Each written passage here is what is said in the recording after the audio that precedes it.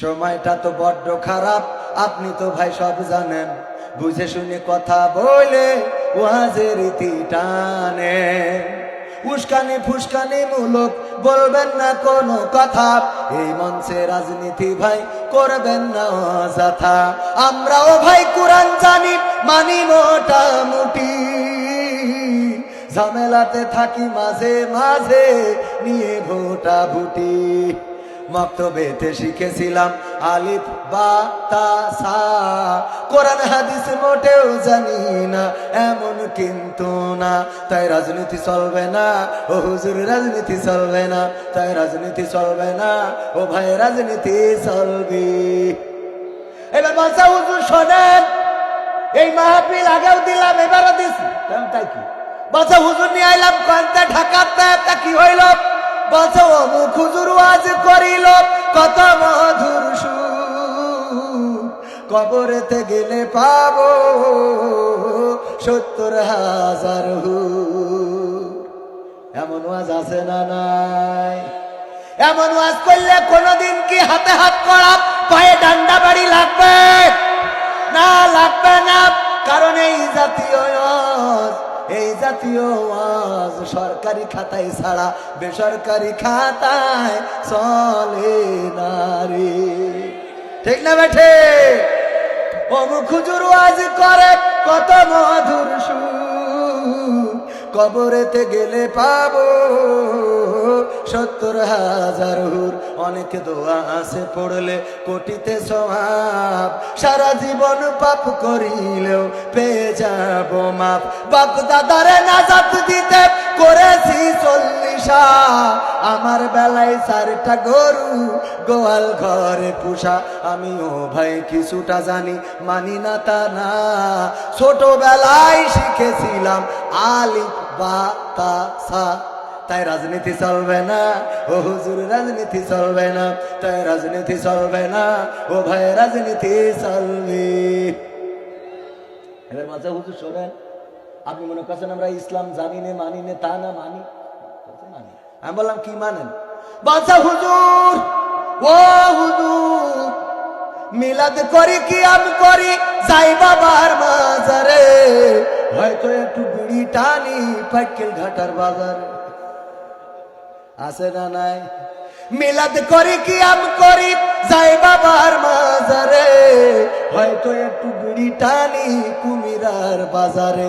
ফজর নামাজ হয় না পড়া, থাকি তখন নিদে। কিন্তু হুজুর বিশ্বাস করেন, আল্লাহর কসম, আল্লাহর কসম হয় না কাজা নামাজটা 2 ঈদে। 2 ঈদে নামাজ কাজা হয় না। 2 ঈদে কি হয় না? কিন্তু ঝামেলাটা হয়, সেটা হলো আমার বাপজান গেছে চাঁদ দেখার জন্য। ঈদের চাঁদ পশ্চিম আকাশে যেয়ে দেখে কুয়াশা আচ্ছন্ন, দেখা যাচ্ছে না, কুয়াশা একটু বেশি পড়েছে।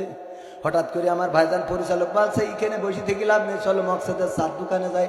ওখানে টেলিভিশন জুড়ে দিলি বলবে না যে কাল ঈদ হবে কি হবে না। টেলিভিশন জুড়েছে, তাকে ওখানে বলছে সমস্যা নেই, চিন্তার কোনো কারণ নেই, আগামীকাল সকাল ৯টার সময় ঈদুল আজহার জানাজার নামাজ হবে। তাহলে চিন্তা না করি পারবে না? আগামীকাল সকাল ৯টার সময় কি হবে? এই বলে না হুজুর, মিলাদ করি কি আমি করি, যাই বাবার মাজারে। ও আবার বলে, আবার জানাজার নামাজে এই কয় কি কয়, এই শিগগিরই পাটি নিয়ে আই, সব লোক দাঁড়াই গেছো, সিজদা দেবে কি মাটির মধ্যে? ও জানেই না তো জানাজার নামাজে সিজদা দিতে হয় না। সত্য দিতে বলছি, যে ইমাম সাহেব দ্বিতীয় তাকবীর দেয়, সেই রুকুতে যেই কয় কেন একা একা আল্লো কই, পরে উঠি দাঁড়ায় কই এখন নামাজে কি টাল হয়ে গেছে, আগে শুনতাম ডিজিটাল, এতে দেখছি অন্যটা। কেন নামাজ পড়লো জানাজার নামাজ, তাই একটা সিজদাও দেবে না। তো হুজুরা ডিজিটাল হতে হতে সিজদাও তুলে দিয়েছে, আছে না নাই? হুজুরা ডিজিটাল হতে হতে সিজদা তুলে দিয়েছে না, ও জানে না। আর ঈদের নামাজে যেই তাকবীর দেয়, ও খালি 3 বার রুকু দিয়েছে। মানে প্রথম তাকবীর যে ইমাম আমার হাত ছেড়ে দিয়ে এখানে রুকুতে যেই দেখে একা, ও মনে কাছে আবার যে তাকবীর দিয়ে হাত ছেড়ে দেবো মনে কাছে, তাহলে এইবার মানে আবার গেছে রুকু দেশ কবার, 6 তাকবীরের নামাজ 3 বার সবার রুকু দিয়েছে। দিয়ে ইমামের বলছে, ইমাম এত রুকু দিয়ে কি ঈদের নামাজ পড়লি, মা হাঁটু থাকে? তো এত রুকু দিচ্ছিস কাছে জানা দরকার না যে কনে রুকু দিতে হয়, কনে চিন্তা করতে, কথা কয় না। জানার দরকার আছে না নাই? জানবে না, খালি ভোটের সময় এসে জুব্বা একটা গায়ে দেবে, টুপি একটা পরি, বলবে যে আমরা আছি, খেলো হবে। ঠিক না বে ঠিক? ভোটের সময় এসে বিশাল আল্লাহওয়ালা, হ্যাঁ, ভোটের সময় এসে যারা আল্লাহওয়ালা, ওই যে টুপি মাথায় দিয়ে আসতো, ওকে সামনে দাঁড় করাই দেবেন, ভাই একটু মাগরিব নামাজটা পড়াই দাও। ওরা তো সন্ধ্যের পরে তেমন একটা মসজিদে ঢোকেও না, কারণ চিন্তা করে সন্ধ্যেবেলা তো দেখতে পাবে না কেউ, দিনের বেলায় যা হয় করিয়ে না। সন্ধ্যেবেলা যদি পাঠান তাহলে কি হবে? সন্ধ্যেবেলা এই হবে, ওই যে একবার একজন এরকম বাজার করতে গেছে বড় জুব্বা গায়ে দিয়ে, তো যে বাজারে গেছে, এখন ইমাম সাহেব আবার ছুটি দিয়ে গেছে, অনেকদিন ধরে বাড়ি যায় না, বিয়ে করেছে নতুন, বউ থাকতে চাচ্ছে না, কাছে যে এত যদি পড়িয়ে থাকো তা আমি বললো হাঁটা দিলাম, তো তাড়াতাড়ি করে ছুটি নিয়েতে বাড়ি গেছে। এখন জহর আর আসর পড়ানোর মতো মানুষ পাওয়া গেছে, কারণ এই দুই অক্ত তো সমস্যা নেই, চুপচাপ থেকে তো এটা টাইম মেনটেন্স করে রুকুসিদা করা যায়, তাই না? কি পড়লো না পড়লো কেউ তার সত্যি পাচ্ছে না। তো এই জন্য জহর আর আসর ইমামতি করার লোক পাওয়া গেছে, কিন্তু মাগরিবের সময় কেউ সামনে যাবে না। তো বলছে তাহলে এক কাজ করো, আজকে চলো দিন পাটকিল ঘাটার হাটে খুঁজি দেখি কোনো হুজুর পাই কিনা।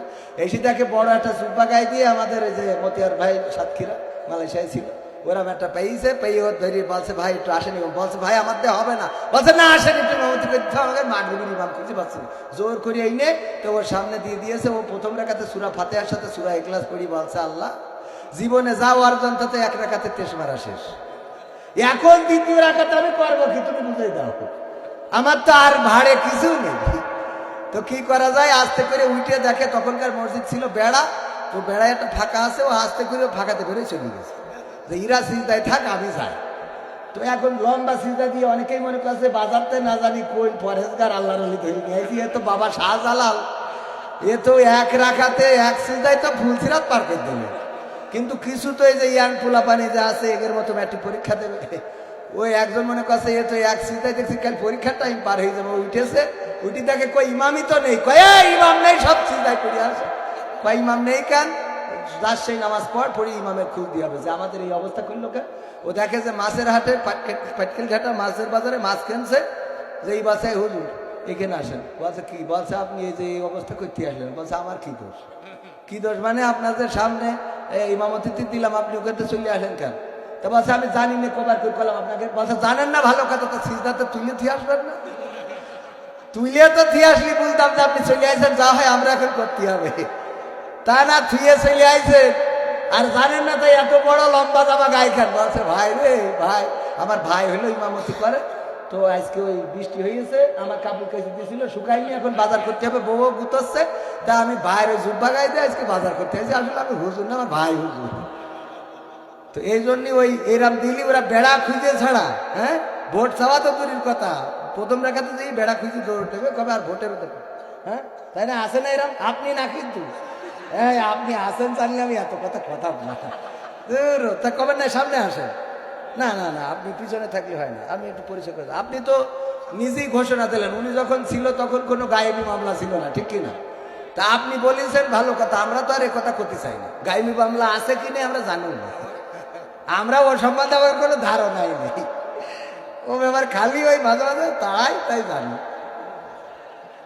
ঠিক আছে না বলো? হ্যাঁ, ও সব সম্বন্ধে আপনারা কন, যা মন চাই, দাড়ি নেই আপনারা করলে অসুবিধা নেই, আমরা দাড়িওয়ালা যাই খোবানেও ধরে বসে থাকি।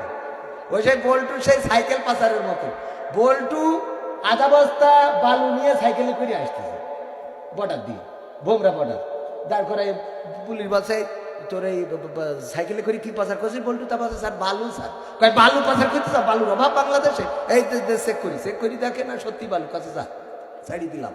এরপরে আবার দ্বিতীয় আর একদিন দেখা হয়েছে সাইকেলে করি আধা বস্তা বালু, এই কিরে এতে, তা বালু স্যার, আরে বালু প্রতিদিন সাইকেলে করতে বালু পাচার করি, বালু কি অভাব হয়ে গেছে, আবার চেক করবো, চেক করি দেখে না সত্যি বালু, ছেড়ে দিয়েছে।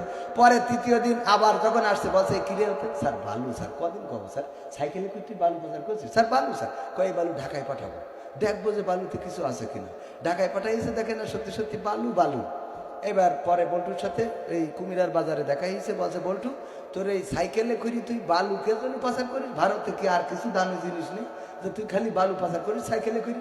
বলছে স্যার সত্যি কথা বলো না, আমি বলছে তোর সত্যি কথা আল্লাহর কসম করি বলি, বলছে স্যার আমি আসলে সাইকেলে করে বালু পাচার করিনি, আমি মূলত